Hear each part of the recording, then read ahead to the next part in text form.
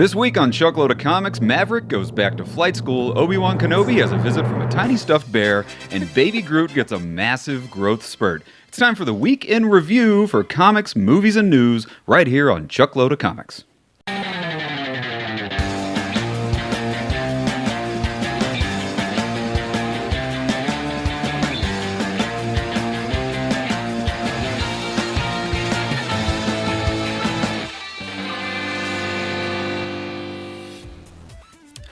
Hello and welcome to Chuckload of Comics, broadcasting live from our studios here in Chicago, Illinois. Yes. It is Sunday, March the 11th.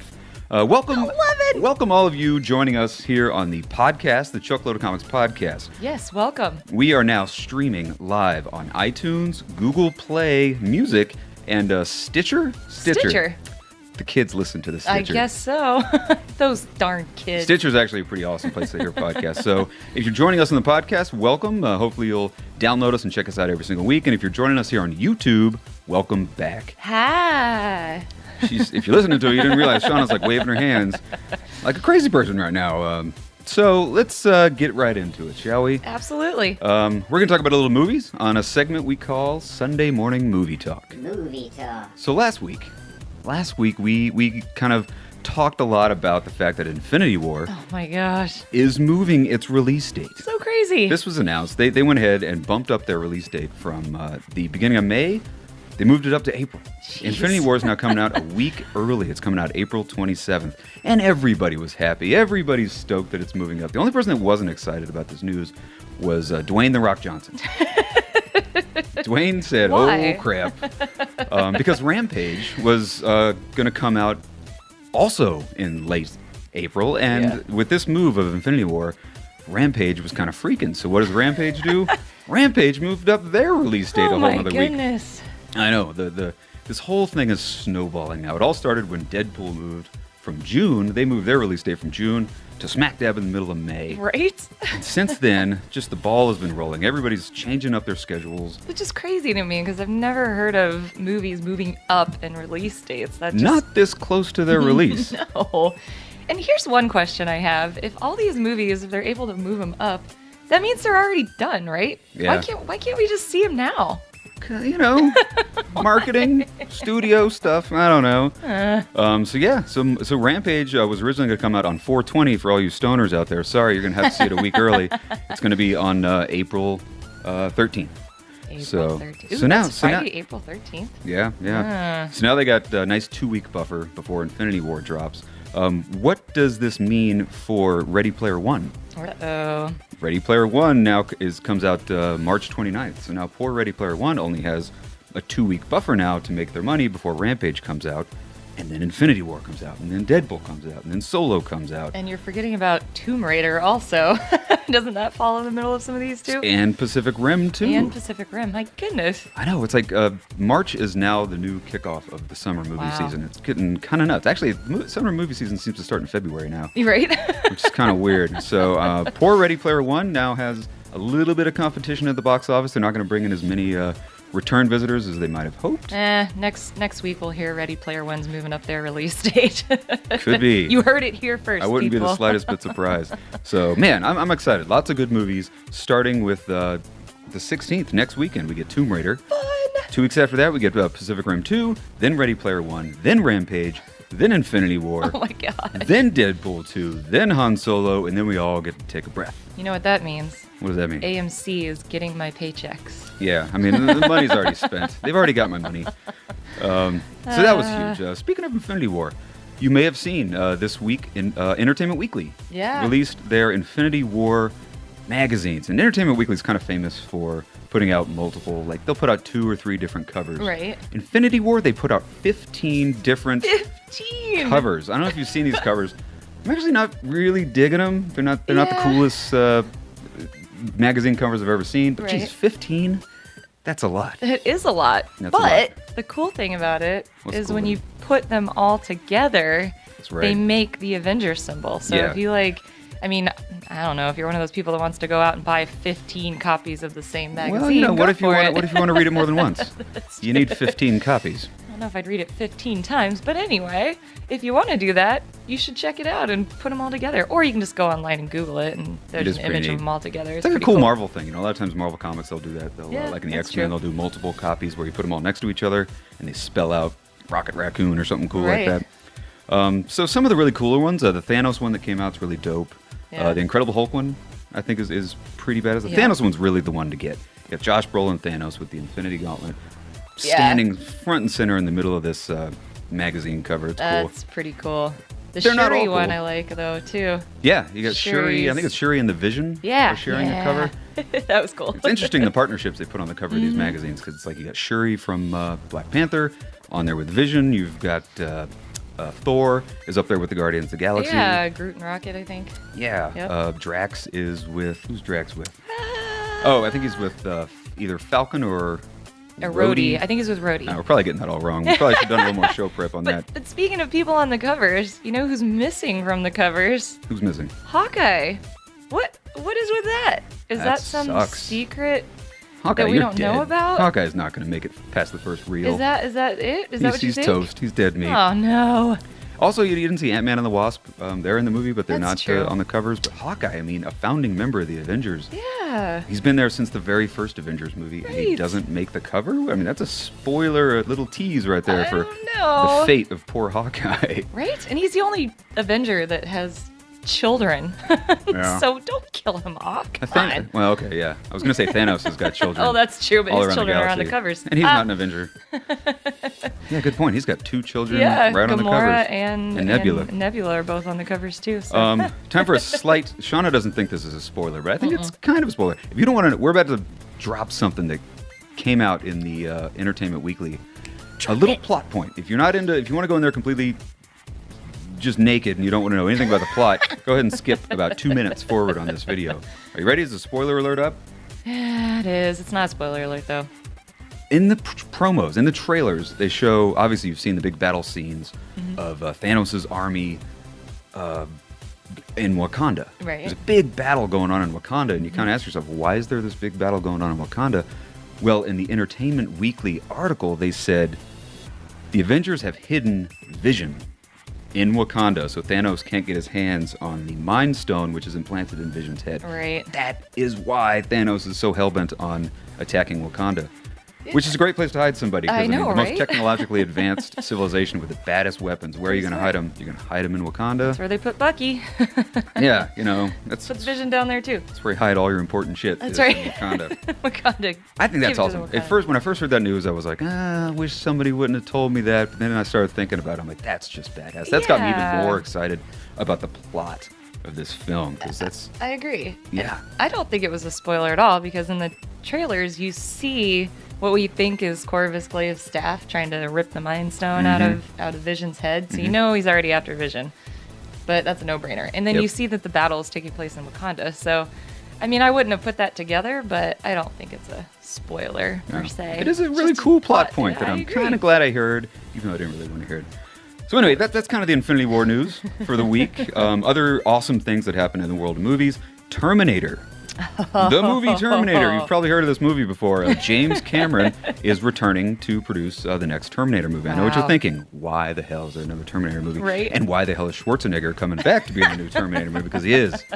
Schwarzenegger's coming back. He's doing the Terminator thing again. He's going to be old, grizzled Terminator. Tim Miller is going to be directing it. If you didn't already know this, Tim Miller, the guy who directed Deadpool, not Deadpool 2. He directed Deadpool 1. He's going to be doing the next Terminator movie. Sounds pretty cool to me. Now, before we get into some other cool Terminator news, just so you know, they're retconning the whole thing. They're not picking up where all the other Terminator movies. So it's not like Terminator 5? No, it's going to essentially be 6. Terminator 3. It's going to take place after the events of Terminator 2. See, that Smart interests move, me. Yeah. I think. Because nobody wants to see Terminator 7 after all that crap that Terminator Genesis and Salvation and Terminator 3, Rise of the Machines, all that garbage we've been getting for Terminator since Terminator 2, that's all going away. They're ripping that up. It's like it never happened. Smart James Cameron. They're bringing back Linda Hamilton. If you didn't already know that, Jane Connor. Sarah Connor is coming back, reprising her role as Sarah Connor, Linda Hamilton. Mackenzie Davis. That was just announced this week. Yeah. She's going to be playing the lead female role In the movie, Mackenzie Davis, you know her. She's on. You know her from Black Mirror, and you also know her if you saw Blade Runner 2049. Yeah. She was the blonde-headed like prostitute lady who merged with the computer hologram and had sex with what's his face. What was his name again? Ryan Reynolds. Ryan Reynolds. Sorry, Ryan Gosling. Yeah. Thanks. I'm wondering where the hell is Ed Furlong? I know. I'm hoping they just haven't announced. No? I'm hoping they haven't announced it, because how are you going to bring back Linda Hamilton, Schwarzenegger, do it right after the events of Terminator 2 and not bring back John Edward Furlong? Connor. I know. That would just make the movie so fantastic, to bring back Edward Furlong. So get excited. It's slated for a July 2019 release date. And yeah, Tim Miller, James Cameron, Schwarzenegger, Linda Hamilton, Mackenzie Davis, maybe not Edward Furlong. So that's cool. I really hope Mackenzie Davis is going to be a Terminator, because she would be a badass Terminator. Her bio says that she's going to play a soldier. They didn't say, is it going to be a soldier from the future? Is she going to be a Terminator? Fingers crossed.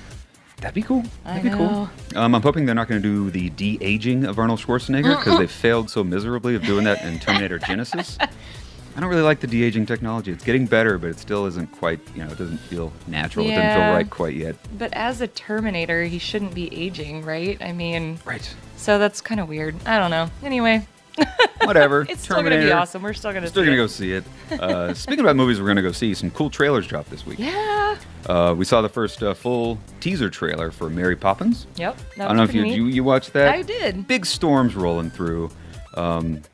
There's a kite that's flying around in the wind. You get to see Lin-Manuel Miranda. You get to see his character as the chimney sweep. What I liked most about this trailer, and it was just a teaser, is when the opening scene, the clouds are coming in and you're panning over the neighborhood and you see the old Banks house that has the ship and the lookout tower on the top. We are returning back to the original neighborhood from Mary Poppins, and I think that's pretty dope. It's pretty cool. I'm not crazy excited about it. I'm not really big into musicals, but it did look pretty neat. Yeah. I'm Total excited teaser. about it. I think it'll be good. Another cool trailer that dropped. What's that, Chuck? Christopher Robin. Aww. Christopher Robin, starring Ewan McGregor and Winnie the Pooh. Right? Oh my gosh. It was an adorable teaser. I know. If you told me that this movie was coming out a month ago, I would have been like, yeah, okay, great. Another Winnie the Pooh movie, because they just keep seeing, it's like turning into Star Wars franchise. They just keep pumping out. Yeah, that'd be great. Yeah, right, that's true. It's got Ewan McGregor in it. But then I saw this trailer, and holy crap, I was brought right back to my childhood, and it's Ewan McGregor. It's Obi-Wan Kenobi as is Christopher Robin.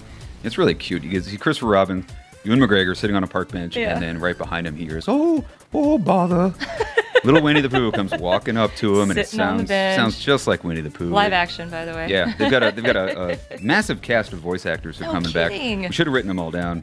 I know, but IMDb, everybody that's in there. You know any off the top of your head? No. Damn it! That would have been a good thing to research before we shot the show. Doctor Who is going to be. Peter Capaldi. Peter Capaldi is Rabbit. I know that one. Yeah, but it's an amazing lineup for the cast. You got some great voice actors in there. It's going to be fantastic. Last but not least, we saw our first long teaser trailer for The Grinch. Yep. The Grinch is going to be obviously a animated film coming out around the holidays. You got Benedict Cumberbatch playing the Grinch, which is really badass. Doctor Strange himself. Did you watch that one yet? I did. I watched it. I'm not as much as I love The Grinch, I'm not as enthusiastic about this movie as I would hoped I would be. Yeah. It was different. It was different than what I thought it was going to be. I don't know. But anyway, so check out those. Those are kind of the cool trailers of the week. Mary Poppins, Christopher Robin, and The Grinch. We saw our first look at Shazam this week. And I think it looks great. Yeah, right.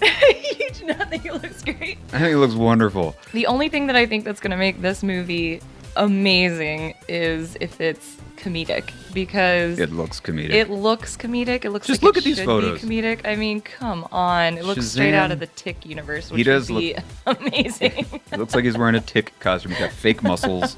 Big, it's classic Shazam outfit. That's big, true. bright red, muscly suit with a flailing white cape and a big gold lightning bolt on the front. So yeah, we got a first look at Shazam. I'm hoping. I'm either going to hate this movie or love it. I don't think there's going to be an in-between. I'm hoping it does go a little bit comedic. I get that vibe, just seeing this suit. with the fake muscles. I'm hoping it is. It's like The Tick. If you don't know anything about Shazam, I don't know a crap ton about Shazam. Right. But I do know you got the little kid, Billy Batson, I think his name is, and he, whenever he says Shazam, he turns into this giant superhero. I would it's just a kid say who Shazam. He kind of does. He says Shazam often. So anyway, yeah, take a look at the first Shazam photos. They're pretty cool. Last but not least, in the world of movies, it was announced Top Gun 2, the movie that's been rumored for ever since Tom Cruise kind of said something on Good Morning America that they were working on it. Well, they've officially announced that it begins filming in July. Top Gun 2, Damn which is right, not the Top Gun 2. official title. Thank No, goodness. the official title is Maverick. Makes the name sense. of the movie. Essentially, what we basically know is that the movie's going to take place. Maverick has gone back to Top Gun to be a flight instructor. Of course. I could have written that. I know. It's kind of a no-brainer. Total no-brainer. Goose is still dead. Yeah, well, that makes sense. Spoiler alert. So yeah, it begins filming in July. It also has a July 2019 release date, so it's going to be going head-to-head against Terminator in 2019. So I'm excited about it. I like Tom Cruise. Sad part is Val Kilmer, I'm sure, won't be back. I hope he Poor does. guy. Oh no, he's pretty like, much in bad shape right now. I know. So I've heard. Sorry, Val. But if you make an appearance, that'd be awesome.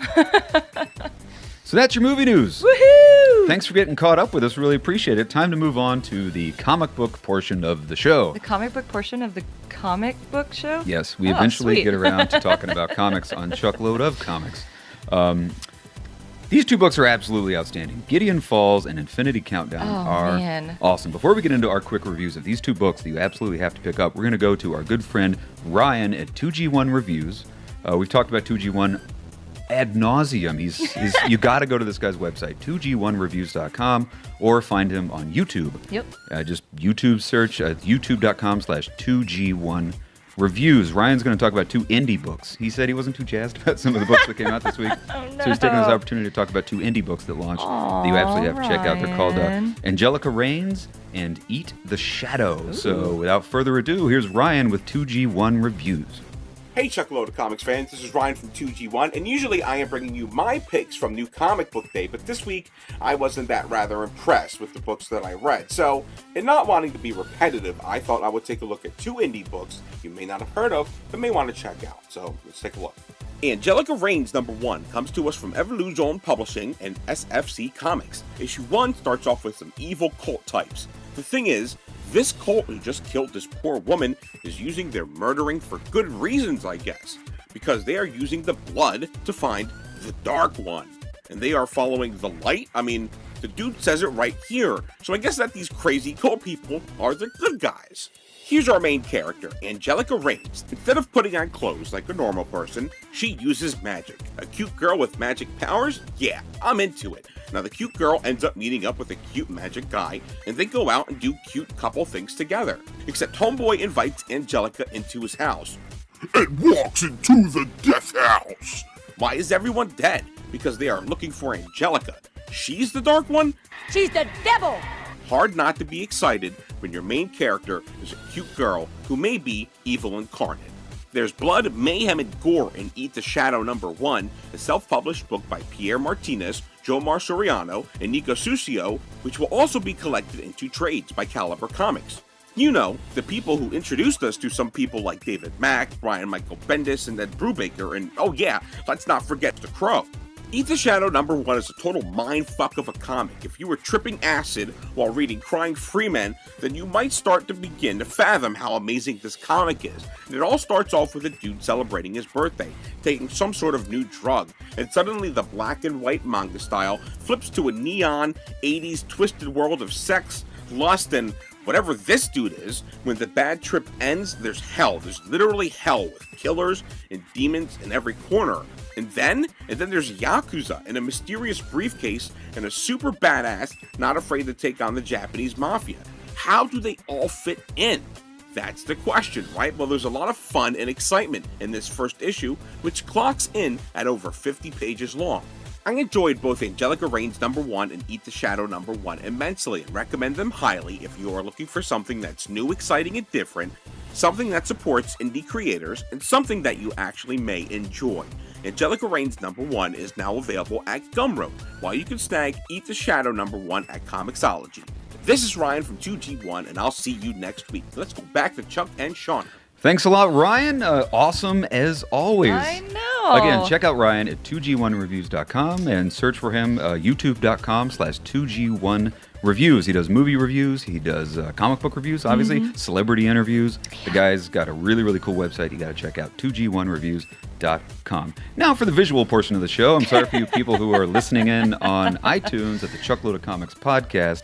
We'll try to be as descriptive as possible. Absolutely. As we talk about a very visual medium of comic books. First book right here.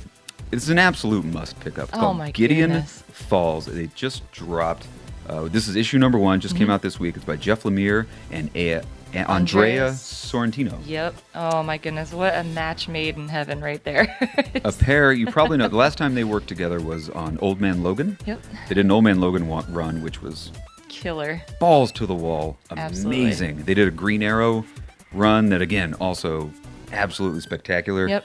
And so now they're partnering together on an image book called Gideon Falls. This is a very scary book. It's like a dark. Yeah. It's like the movie Seven. It's just this really dark, scary kind of book. We're not going to spoil it for you or anything, but essentially what it's going on. It's a new ongoing series, just like we said. Just started with number 1. There's 2 main characters going on in this book. You got your main character. He's this man obsessed with like going through the city's garbage, finding these little bits and pieces in the garbage, and he has a psychiatrist, and she thinks he's batshit crazy, right? But he knows he's on a mission. All these little pieces of garbage make a lot of sense to him. On the other side of the book, it's a Catholic priest in a small town in rural America. He gets transferred by the diocese to go to this small town and be the new priest of the town because the other priest died. Yep, and apparently he didn't die in a... We don't know how he died from the book, but he died in a not good way, apparently. Yeah.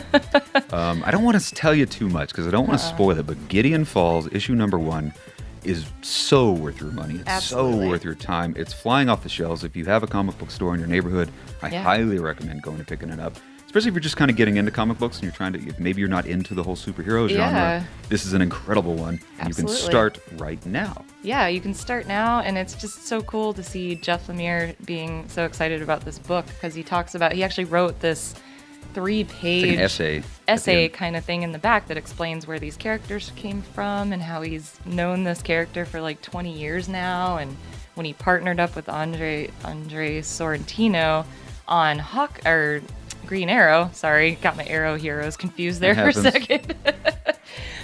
He knew that they both knew that they wanted to work together on something, and so it's so cool to see how this book came to fruition, and I'm just so excited about it. Yeah, he's been sitting on this story for a while since he first started getting into comic books. Even back when he was in film school, he had this idea for a book, and it's finally here. Yeah. And it's amazing. So pick up Gideon Falls, issue number 1 by Jeff Lemire and Andrea? Andre. No, not Andre. I think it's Andrea. Sorrentino. Always screw that up. So moving on, more broadcast excellence. If you are into superhero comics, this other book right now, Infinity Countdown number 1. Yeah. Marvel's been building up to this book for a while now. Jerry Duggan, Mike Deodato Jr., and Aaron Cooter. I don't know. Sorry, Aaron. Really, really cool book. Before Shauna tells you what this book is all about, I just want to point out the cover. This is a variant cover by Adi Grainov. Love this cover. Just look at it. It's a Captain Marvel cover. And again, if you're listening to us on the podcast, sorry. My apologies. Go check us out on YouTube. This cover is just gorgeous. It's got Captain Marvel on the front. Looking just so bad. It's like an oil painting, this cover. I know. It's so cool. If you can pick up the variant cover for this, there's about 5 different variant covers. This one's probably my favorite. Absolutely. So what's it about, Shauna? Well, this book starts off, for all you Guardians of the Galaxy fans, it kind of delves you right back into that, or it kind of takes off from there, basically. Yeah, let me interrupt you for just a second. Sorry. What Shauna just said. If you haven't been reading the current Jerry Duggan run of Guardians of the Galaxy, you should. It's phenomenal. Yeah. This book picks up right where that book kind of leaves off. Shauna, as you were. That's you know what? You're better at describing these things than I am, but I just. Well, again, I don't want. Well, I know, so Drax is off, and with the Nova Corps protecting the shoot, what stone is it? I forgot. Crap. The Soul More Stone? bad research. No, it's not Soul Stone. Anyway, one of the Infinity Stones. Basically, what's going on in Infinity Countdown? The Infinity Stones are back, and they're starting. Like everybody has an Infinity Stone, and they're starting to come together. And this is just one story in the return of the returning saga of the Infinity Stones. Yeah. And this one's about Drax protecting his Infinity Stone. But his Infinity Stone isn't this tiny little stone. It's the size of a mountain. It's mountainous. It's a mountainous Infinity Stone that Drax is tasked with protecting. Alongside the Nova Corps. So it's really just a really big Guardians of the Galaxy issue. Yeah. And it's really fun. It's tons of fun. Some really amazing... I'm not going to give you the spoilers, but the ending of this book, a beloved character in the Guardians of the Galaxy universe has just the most amazing ending. Yeah, it's so good. Such an... I don't want to spoil it, but there's this page reveal at the end of the book where you're like, oh my God, that's the coolest thing I've ever seen. It's almost got two spoiler endings, two surprise endings, because another character... There's another character who returns from the grave. You're surprised to see, which is also fantastic. We'll just leave it at that. Someone who's been long dead, well, not long dead, dead for about a few months, is back. Turns out that person didn't die. And all that happens in this book. It's a really thick book. You get a lot of bang for your buck. It's $4.99, so it's a little more expensive than a regular book. And if you aren't reading the Guardians of the Galaxy series, you can still, I mean, as long as you know who the Guardians of the Galaxy are, you're fine starting with this book and moving on. It's just a fun... Jerry Duggan does a great job of just making it comedic and cool battle scenes, and so it's just a fun read. Yep. So those are our picks of the week, people. Gideon Falls, #1, and the Infinity Countdown, #1. Woohoo! For all you Chicago people, remember Jim Lee is going to be doing his signing at... Jim Lee! I know, at Graham Cracker Comics down in the Loop. Jim Lee is going to be doing a signing on April 4th. So get down to Graham Cracker Comics, stand right behind me in the line, and get your comic book signed by Jim Lee. Yeah, just don't stand in front of us. I mean, if you're watching the show, you know who Jim Lee is, and what an amazing bit of news this is. So, and it's the same week as C2E2, so maybe Jim Lee will be coming to C2E2. Who knows? And it actually is Jim Lee. It's not like Jim, like G-Y-M Lee. It's actually the Jim Lee. DC's Jim Lee, Marvel's Jim Lee, Image Comics Jim Lee. Revolutionary, a saint in the comic book industry, Jim Lee.